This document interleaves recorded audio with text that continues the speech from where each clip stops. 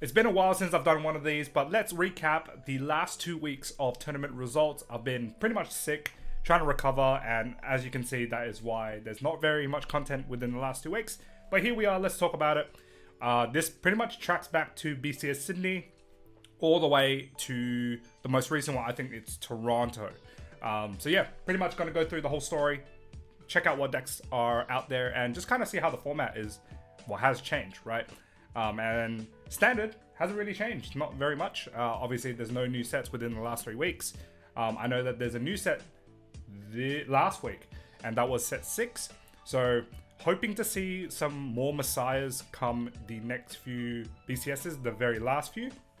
And I think those are situated mainly in North America. So Sydney, lots of lever dress, lots of Ella Glima, which is Bat. And as you can see, you know, Bat lever dress converted very well into top 8. Then first was taken by Bat, second was lever dress, third was Bat, fourth just missing out on World's Invite, and that was Liel. I think a lot of these decks, I think Bat translates well into set 6, lever dress translates well into set 6. I think Liel needs to wait till set 7. Set 7 will maybe help her a little bit, but I feel that the deck is too linear, too fair, and I think the game plan with Liel is just very, very straightforward and predictable, right? Then jumping to Premium, this is crazy. So I went top 8 here at Sydney Premium. 75% of decks are Crest decks, which is wild. So 4 Grand Blue, 2 Harry, one of them was myself, Overlord, and 1 Fenrir. So funny story, I lost to one of the Grand Blues that came into top 8, Barney.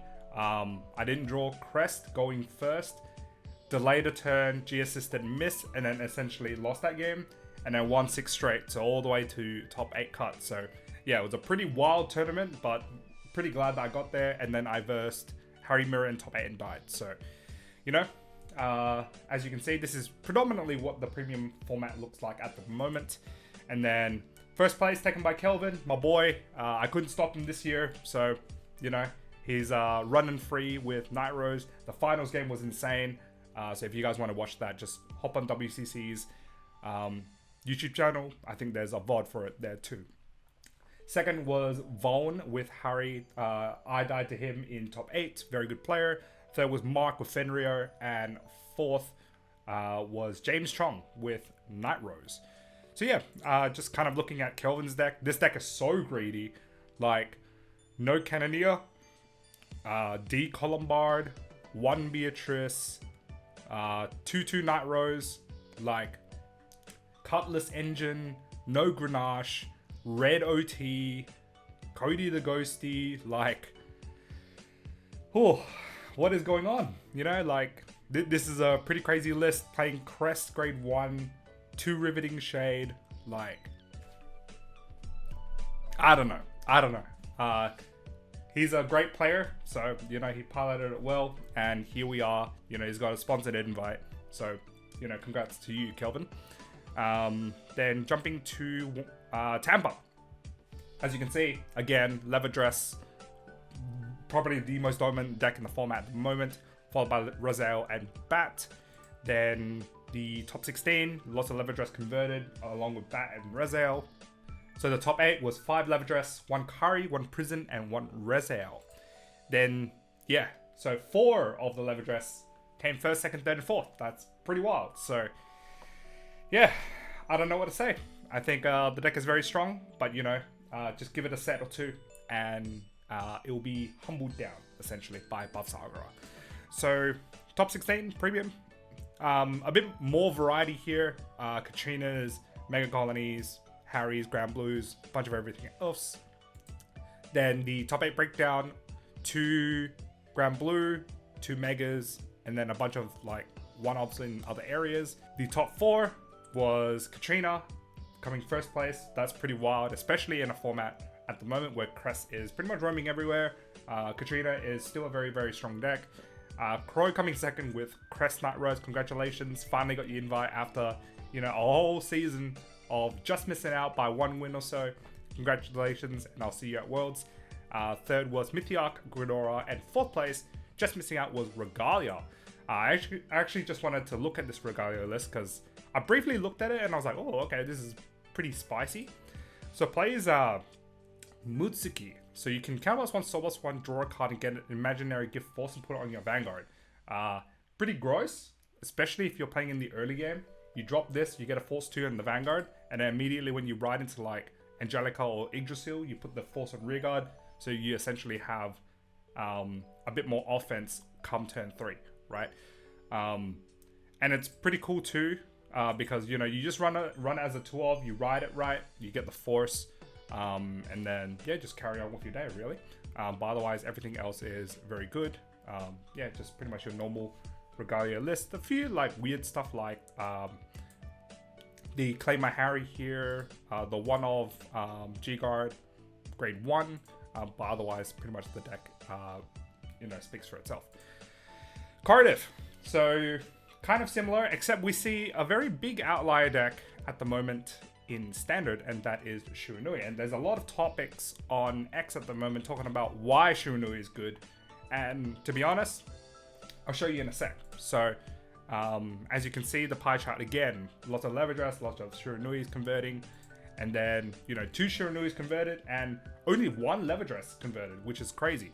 And then, you know, first place, previous world champion Alex Kwan coming first with Shiranui, right? And I'll explain why once we look at the deck. Second was Bagmire, third Liel Odium, and fourth, just missing out, was the Leverdress. So this list is actually very, very good. And one of the problems with Leverdress and Rezel is that it's so dependent on persona rides and getting your pieces early, whereas Shiranui doesn't care, right?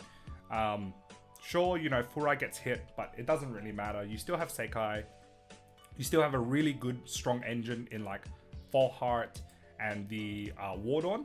And pretty much like whatever you're discarding, you're essentially getting back, right? You play 4 Defending Roar.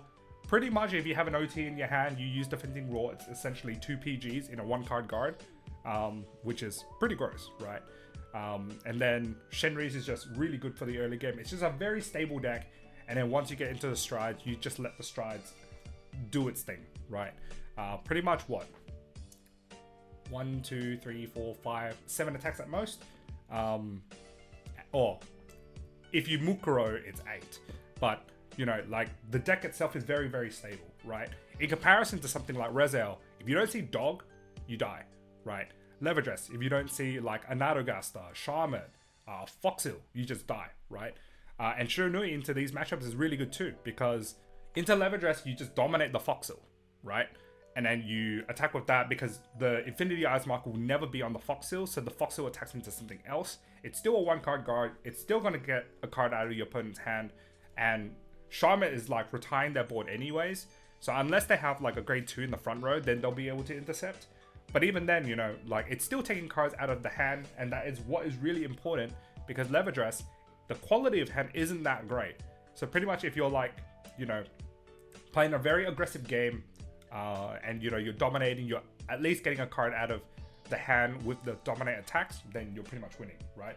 I think this is a very, very big sleeper deck, and I think a lot of people are overlooking this deck. I think this deck is very strong, and probably, you know, this and probably Messiah might be like the 2 most underrated picks for like the next American and EU regionals.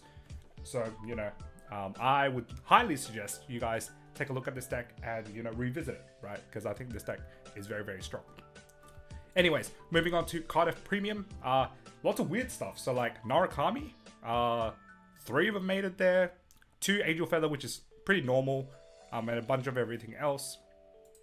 Then 2 of the 3 Narakamis converted with a Dark Irregulars and Gastille, and 1 NLK, and then a bunch of like other stuff like Musketeers as well. Then the first place was taken by Angel Gize. Not surprised, but it feels like this regionals was like a format old. But I guess it may be because of delays with like products and whatnot. So Musketeers coming second, Gastille coming third, and then Erad coming fourth. So yeah, let's take a look at this Gastille deck. I think it's pretty spicy. pretty much your Demonic Executioner in the early game, you're pretty much riding, pretty much once you ride to grade 3 Castile, you just have the soul requirements to activate his full skill. Demonic Executioner gets you there. Poisonic Abductor essentially searches all your Fu Ginlins, and pretty much like you just soul in a bunch and then that's it, right? Chegra gets whatever you need from Soul. Hope and Damp, once you get to 20, that's it, right? Turn-wide guard restriction. So yeah, pretty interesting decks. I don't know how this would play like a little bit of a longer game, but I guess you have like a pretty unfair G-Guard. So this can just like neg crit off the use of like one heal, so you can turtle out maybe one turn, and then you get into Castile and pretty much all autos just turn off, right? So yeah, again, you know, turn-wide guard restrictions with Castile and Hope on Damp, and then you pretty much go into 4-fax and your opponent really can't do anything, right? So yeah, pretty interesting deck, I gotta say. Yeah, much more innovation to come. Then Erads, this is like pretty straightforward Erads. Not playing too much. Oh, I guess you play 3 Vanquisher when you're going first, going into Avowing Saber, and then you play Old Descendant, so Draconic Descendant Sigma to be able to restand. So that's pretty interesting. And then I guess you play the D grade 3 to essentially accelerate your bind zone as well. So yeah, very cool deck, I gotta say. So yeah, kudos to you.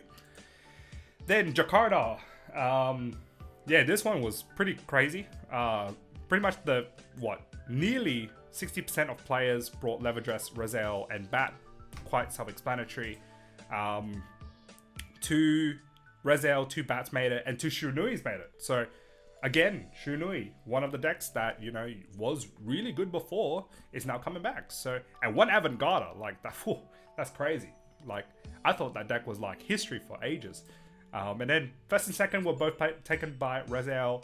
Third was Bat, and Jovan, the 3rd place WGP Deluxe World Finalist, came 4th with Shunui. So again, you know, let's take a look at this deck. Very similar, if not the same, as Alex Kwan's deck. It's just really good. I was just watching him play. His top 4 game was really unfortunate. The opponent was really good at checking defensive, offensive triggers. Like, he just pretty much got wiped out just by triggers. So, but kudos to the Razel player. I think he played really well. But again, you know, another deck that was really good before is now coming back with 4 defensing Raw. Obviously something is going on, right? Then Premium, a lot of Mega Colony. Jesus, like, I think a lot of people going into this regional was like, you know, Mega Colony is a really good pick because Grand Blue and Harry are, you know, big dominant decks. So, you know, Mega Colony, Grand Blue, and Pale Moon pretty much take up 80% of the pie chart, right? Then the top 8, 1, 2, 3 of them were Mythiarq Gredoras, and then the rest of them were Crest decks, right? Pretty wild. Then the top 4, first was Gabriel's Hand, a returning world finalist with Mythiarq Gredora. Second was Brian with Harry. So funny story. I played with him day 1. We were just playing casual matches, and it took me 3 hours to whip this guy with Harry. And he wanted to play Angel Giza. I'm like, don't do it, bro. Pretty much after the 3 hours, he converted to Harry, and he came second. So I'm like, you know, this is great. Before top 16 as well, I think he went through the gauntlet of Mythiarq Gredora. So I think he went top 16, Mythiarq Gredora, into top 8 Mythiarq Gredora, into, oh no, it was Grand Blue, then Mythiarq again. So, like, this guy literally went through, like, the whole Gredora, like, line in top 16 and pretty much nearly wiped them all. Only lost in the finals because he couldn't find his grade 3 Harry, unfortunately. But yeah, insane player.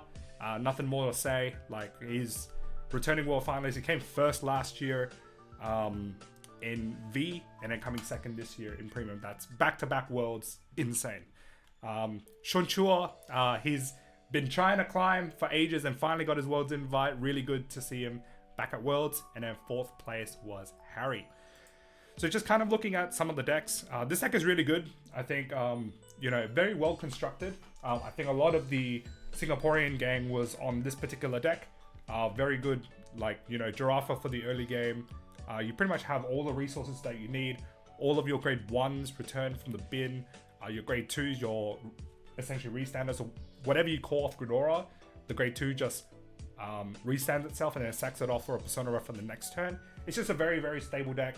Neon Gize to give you access to Megiddo, but you don't run the Zoa because I think a lot of your other cards in the G zone is just much better, right? Looking at Brian's deck, took some inspiration from the deck that I was playing. Just a few different things like the Misdirection, the Shout Applause, but otherwise, yeah, very, very good deck. Yeah, I think a lot of people are like very similar, like same 48, 47 main deck, and then the G zone is pretty much the same as nearly everyone else, maybe like 15 out of the 16, right? Then third place was Sean Chua's list, so he played to beat the mirror, so Stamping Red and the Dark Face, grade 3, pretty much the Cradle, and then the Beacon is a pretty interesting tech at the moment for any restanding decks. So really good into Harry, really good into Grand Blue as well, but naturally you just win against Grand Blue with this deck, I think. So yeah, very cool list. Then jumping to Toronto, again, 13 lever dress in the top 32. That is crazy, with 5 bats and a bunch of everything else. Then the top 16, 9 lever dress, 2 bats, and the rest into 5 lever dress, 1 prison, Nui, and Blangmire, and none of the lever dress won. That's crazy. Coming first place with prison, second and third were both lever dress, and then fourth just missing out was Shiranui. Again, Shiranui coming up again. So let's check the prison list. Pretty cool. I mean, I don't think anything has changed in this deck. It's just really good, right? If you're having a field day with triggers, you're winning, right? And then sometimes you just like prison regards, just resource out, lever dress, and then yeah, you just win. You hit OT, you win as well. So, you know, if you're really lucky, you just win. So congrats to this player. Very cool to see prison at the top. Then Toronto Premium, again, a lot of Mythiarq Gredoras, a bunch of everything else. Then the top 8, we have 3 Mythiarq Gredoras, and then an OTT there as well, and a bunch of other decks. Then the top 2, taken both by Mythiarq Gredoras. Third place was Steven. This guy never misses. He went pretty much MIA for like 6 months, 8 months, maybe even a year since last Worlds. You know, it just comes back and makes it to Worlds. Really good. And then fourth place was the OTT. So the deck log code is there. But let's have a look at Steven's list. Very similar to Brian's. This is more inspired by Cho's list. So playing 3 Alice, 2 Leslie, just being able to grind out Gredoras. But yeah, unfortunately lost to Mythiarq Gredora in top 4. So yeah, great to see Steven back at Worlds again. Can't wait to catch up with him. Really good. Then the last BCS that we're going to cover is France. So holy crap, like standard where 6 Shuranuis are there. Like, if this is not an indicator, please take it as an indicator, right? I think Shiranui is a very, very strong deck at the moment. And then, yeah, you know, you still have your lever dress, you still have your Razales, and only 1 bat. That's pretty crazy. And then the top 8, 4 Shiranuis, 2 Razale, 1 bat, 1 Chris Rain. Then the top 4, first, second, and fourth were all taken by Shiranui, and then third place was the bat. So as you can see, if this infographic doesn't tell you, I think Shiranui is really good. So yeah, check it out. I think all of these decks all run 4 defending raw, and I think it's all inspired by Alex Kwan's deck. Very, very good. Yeah, just do it, right? Just use it. Then the premium breakdown, there's a lot of weird decks here, like the Maelstrom, and then like Raging Form, and then Fenrir's as well. Then the top 4, taken all first place was 0. This particular player, very, very strong player, and he won with his favorite deck, my favorite deck as well. So congrats, buddy, taking it first place. Hope to meet you at Worlds. Second place was Ned with Fenrir. Third was Mythiarq Gredora, and fourth, just missing out on a Worlds invite. Actually, I think the fourth place does make a Worlds invite because I think this particular player already made it. So yeah, fourth place was Raging Form. Very cool. I think there was the other Raging Form that made it to Worlds from Perth. that was BCS Melbourne coming second. So 2 Raging Forms making it to Worlds. Very cool. Then, I guess just looking at Zero's deck, very straightforward. Actually, this is more similar to Brian's deck. So Brian played 2 misdirections, whereas Zero played 1, just upping some of the other counts in other areas. And then, yeah, the G-Zone as it is, right? So pretty much if you want inspiration for Harry decks, just look at these guys. These guys are winning and I'm not. So, you know, these are the guys you guys need to look at. The deck building is really good, right? So yeah, that's pretty much all the results. Sorry I've been away for so long. Hopefully, you know, you didn't, you know, get too bored without me posting any content. I'm pretty sure there's a lot of content out there with Kai, Chris, and the others. But, you know, good to be back and hopefully, you know, release a little bit more frequently. So yeah, if you guys like this video, pop a like, comment down below what you guys think of all the results over the past 2 to 3 weeks. Trying to catch up on everything. If you guys haven't already, click that subscribe button and I'll see you guys in the next video. Peace.